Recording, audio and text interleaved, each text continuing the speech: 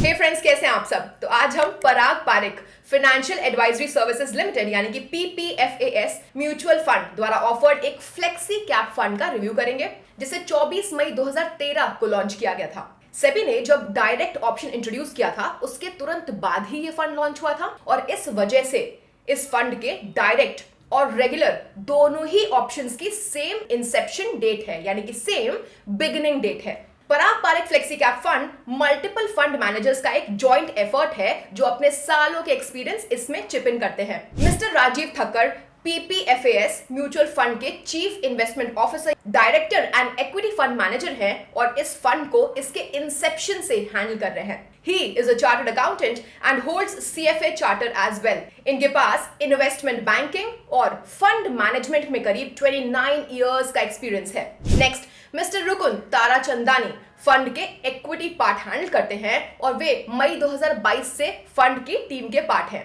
Next, mister रौनक ओंकार Inception से fund के international portfolio को हैंडल कर रहे हैं। मिस्टर राज मेहता डेट फंड मैनेजर हैं और जनवरी 2016 से फंड के डेट पोर्टफोलियो को हैंडल कर रहे हैं। Parag Parikh flexi cap fund Nifty 500 TRI के अगेंस्ट बेंचमार्क है और इसके डायरेक्ट ऑप्शन का एक्सपेंस रेशियो 0.76% है। आइए इस फंड के इन्वेस्टमेंट ऑब्जेक्टिव और स्ट्रैटेजी समझते हैं। इस स्कीम का मेन ऑब्जेक्टिव फंड पोर्टफोलियो के एक ह्यूज पोर्शन को इक्विटी और इक्विटी रिलेटेड इंस्ट्रूमेंट्स में इन्वेस्ट करके long term capital appreciation provide करना है। जी हाँ, ये scheme domestic equities, debt securities के साथ साथ एक पोर्शन को इंटरनेशनल इक्विटीज में भी इन्वेस्ट करती है। Parag Parikh flexi cap fund scheme की stock selection strategy following principles के बेसिस पर डिवाइस्ड है। आइए इन प्रिंसिपल्स को समझते हैं। First, focus on long term. ये fund bottom up stock selection strategy follow करता है और इसका एम है across industries and across market capitalisation diversification करना, like large, mid, small cap stocks में। पोर्टफोलियो के लिए सिलेक्टेड कंपनीज के पास ideally growth opportunities, sustainable competitive advantages, quality management और माइनॉरिटी शेयर होल्डर्स के प्रोटेक्शन पर फोकस होना चाहिए। इसमें फंड मैनेजर्स चेंजिंग बिजनेस और इकोनॉमिक साइकिल्स जैसे शॉर्ट टर्म फैक्टर्स को माइंड में तो रखेंगे, पर ये आइडियली उनके फंडामेंटली स्ट्रॉन्ग कंपनीज को ओन करने के डिसीजन को इन्फ्लुएंस नहीं करेगा। ये fund disciplined approach to selling follow करता है, यानी कि स्टॉक्स या तो तब सेल किए जाएंगे जब प्राइस अप्रिसिएशन टारगेट मीट हो या जब टारगेट रीच करना पॉसिबल ही ना हो due to change in the fundamental factors affecting the company. आइए कैटेगरी मिक्स की बात करते हैं। Flexi cap fund by design across various sectors, themes, industries and market capitalisation में इन्वेस्ट कर सकता है। Parag Parikh flexi cap fund portfolio का एक reasonable chunk limited set of international stocks में भी इन्वेस्ट करता है, जो मोस्टली यूएस में लिस्टेड है। दोस्तों, हमें पता है कि इंडियन इकोनॉमी के कंपैरिजन में यूएस और ग्लोबल इकोनॉमी एट लार्ज ने रशिया यूक्रेन वॉर और इन्फ्लेशन जैसे जियोपॉलिटिकल इश्यूज के चैलेंजेस का एक बड़ा इंपैक्ट झेला था। अब इस फंड के क्योंकि यूएस स्टॉक में इन्वेस्टमेंट्स हैं, इस फंड ने अपने एसेट एलोकेशन को अच्छे से मैनेज किया। फॉर एग्जांपल, जनवरी 2022 में फंड के नेट एसेट्स का क्लोज टू 30% इंटरनेशनल इक्विटीज में इन्वेस्टेड था। हालांकि दिसंबर 2022 के एंड तक फंड ने एक्सपोजर इन इंटरनेशनल इक्विटी को हाफ से नीचे कर दिया है, यानी अबाउट 15% ऑफ द फंड पे लेकर के आ गया है। जनवरी से दिसंबर 2022 के बीच फंड की कैश होल्डिंग्स 4.5% से बढ़ के 10.5% हो गई है। इसी पीरियड के दौरान डोमेस्टिक इक्विटीज में एक्सपोजर 66% से बढ़कर 74% हो गया है। आइए फंड स्नैपशॉट की तरफ नजर डालते हैं। फंड का टोटल पोर्टफोलियो टर्नओवर रेशियो 19.96% है, जो कि रिलेटिवली लोअर साइड पे है। ये इंडिकेट करता है कि फंड अपनी investment strategy of holding securities for long term की तरफ बिल्कुल ट्रुथफुल है। फंड हाउस क्लियरली स्टेट करता है कि इस फंड का investment horizon 5 years and beyond होना चाहिए। As you can see on the screen, the asset under management is 28,248 crore rupees. Exit load is 2% up to 1 year and 1% between 1 to 2 years. तो चलिए flexi cap fund की category पे नजर डालते हैं। According to SEBI rules, flexi cap funds का minimum 65% of assets equity and equity related instruments में होना चाहिए। Flexi cap funds open ended dynamic और इक्विटी स्कीम होती हैं जो किसी भी मार्केट कैपिटलाइजेशन की कंपनीज में इन्वेस्ट करती हैं, जैसे कि लार्ज कैप, मिड कैप और small cap companies. Listed companies जो इंडियन स्टॉक एक्सचेंज पर based on their market capitalisation first से 100th रैंक पर है, उन्हें हम लार्ज कैप कंपनीज में कैटेगराइज करते हैं। वहीं लिस्टेड कंपनीज जो इंडियन स्टॉक एक्सचेंज पर 101st to 250th रैंक पर हैं मार्केट कैपिटलाइजेशन बेसिस पे, उन्हें मिड कैप कंपनीज की तरह कैटेगराइज किया जाता है। और लिस्टेड कंपनीज जो इंडियन स्टॉक एक्सचेंज पर 250th पोजीशन के बाद रैंक है, again based on market capitalisation, उन्हें स्मॉल कैप कंपनीज के तौर पे कैटेगराइज किया जाता है। आइए अब पोर्टफोलियो एनालिसिस देखते हैं। पराग पारेख फ्लेक्सी कैप फंड ने इक्विटी मार्केट में अप्स एंड डाउन्स तो देखे ही हैं। इंटरनेशनल स्टॉक्स में अपने एलोकेशन के वजह से ये अपने पीयर्स के कंपैरिजन में यूनिक कंसीडर किया जा सकता है। दोस्तों, इन इंटरनेशनल स्टॉक्स में एक्सपोजर, स्पेशली फैंग कंपनीज में एक्सपोजर की वजह से फंड ने post Covid recovery higher performance witness किया।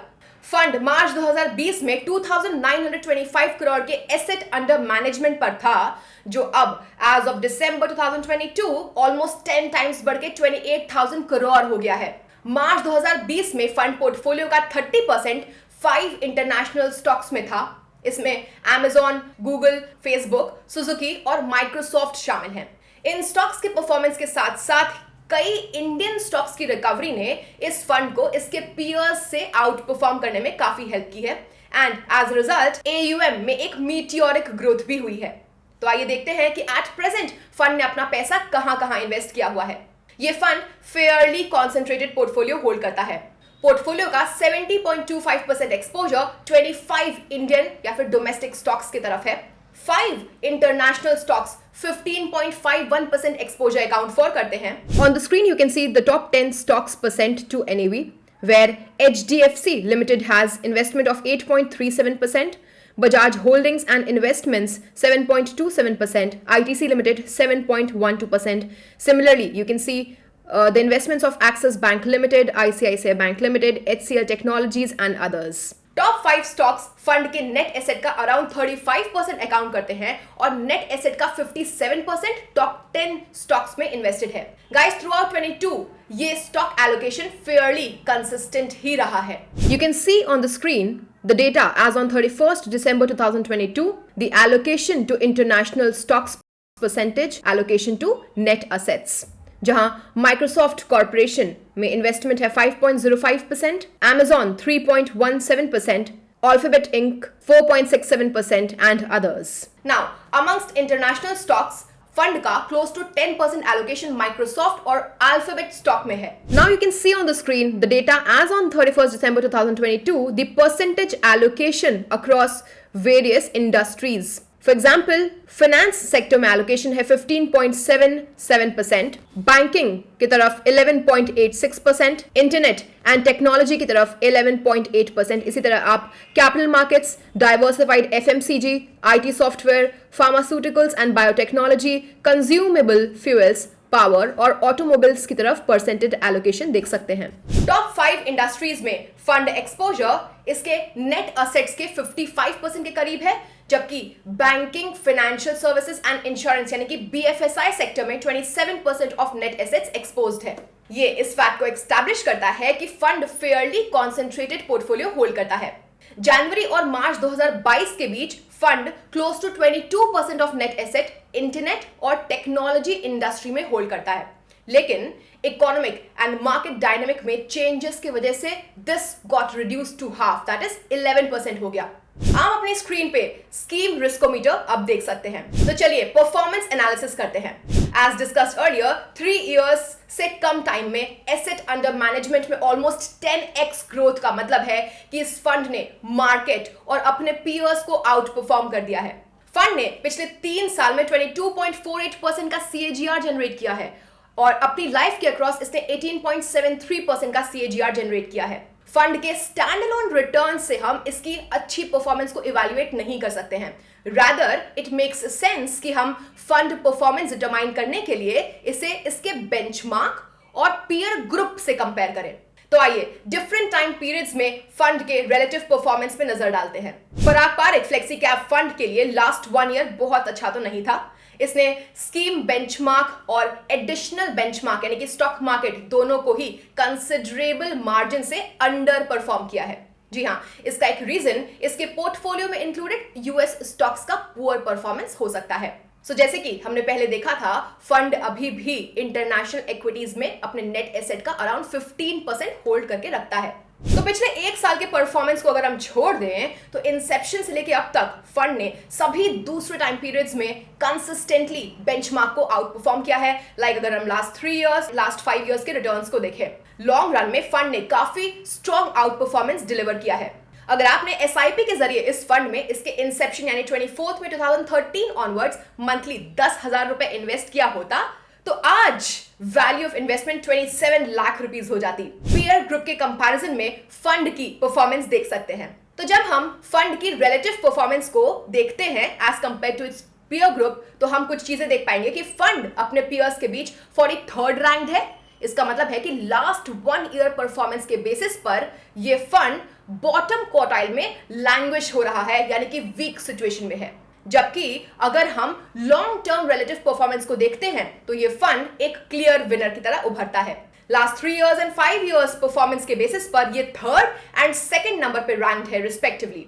वेल्थ क्रिएशन के लिए लॉन्ग टर्म कंसिस्टेंसी वाइटल होती है दोस्तों। ये फंड लॉन्ग रन में टॉप क्वार्टाइल परफॉर्मर रहा है। तो आइए कुछ क्रिटिकल रेशियोज पे नजर डालते हैं। गाइस, हम में से बहुत से लोग बस जनरेटेड रिटर्न्स ही देखते हैं और सिर्फ इन नंबर्स के बेसिस पर ही हम इन्वेस्टमेंट डिसीजन ले लेते हैं। बट हमें ये बात समझनी होगी कि along with looking at the returns हमें risk involve in the fund और तो और रिस्क एडजस्टेड रिटर्न्स भी देखने ही होंगे। तो आइए कुछ क्रिटिकल रेशियोज समझते हैं जो म्यूचुअल फंड के रिस्क एलिमेंट को डिफाइन करते हैं। नंबर 1 है स्टैंडर्ड डेविएशन। ये फंड पोर्टफोलियो से जनरेटेड टोटल रिस्क को मेजर करता है। ये एक कॉम्प्रिहेंसिव रिस्क मेजरमेंट टूल है। फंड का स्टैंडर्ड डेविएशन 19.68% है। नेक्स्ट है बीटा। ये वो रेशियो है जो बेंचमार्क के कंपैरिजन में फंड के रिस्क को मेजर करता है। जनरल अंडरस्टैंडिंग ये है कि 1 से कम बीटा वाले फंड्स मार्केट के कंपैरिजन में लेस रिस्कियर माने जाते हैं। यहां इस फंड का बीटा 0.78 है, जो इंडिकेट करता है कि फंड मार्केट के कंपैरिजन में बहुत कम रिस्क कैरी करता है। थर्ड रेशियो है शार्प रेशियो। ये रेशियो फंड द्वारा जनरेटेड रिस्क एडजस्टेड रिटर्न्स को मेजर करता है। सिंपल टर्म्स में समझें तो ये रेशियो फंड द्वारा हर यूनिट ऑफ रिस्क बियर करके जो एक्सेस रिटर्न जनरेट हुआ है उससे इंडिकेट करता है। इस केस में पॉजिटिव शार्प रेशियो इंडिकेट करता है कि for every unit of risk fund ने 0.75 टाइम्स एक्सेस रिटर्न जनरेट किया है। तो अब हम अपने कंक्लूजन पे आ चुके हैं। फ्लेक्सी कैप फंड इन्वेस्टर के लॉन्ग टर्म पोर्टफोलियो के लिए एक ऑल सीजन फंड है। ये फंड ना केवल आपको multiple sectors, multiple industries and stocks across various market capitalisation में एक्सपोजर देता है, बल्कि इंटरनेशनल मार्केट्स की तरफ भी ये एक अच्छी डाइवर्सिफिकेशन स्ट्रैटेजी की तरह सर्व करता है। फंड ने लॉन्ग रन में अपने बेंचमार्क और अपने पीयर्स दोनों से ही बेहतर परफॉर्म करके अपने केस को और स्ट्रेंथन कर लिया है। मिलते हैं नेक्स्ट वीडियो में। Bye bye.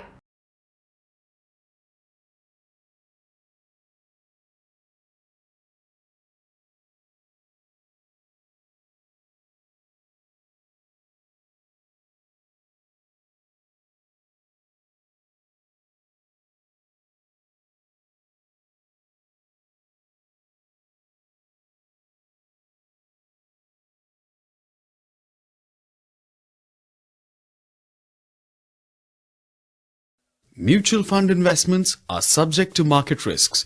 Read all scheme-related documents carefully.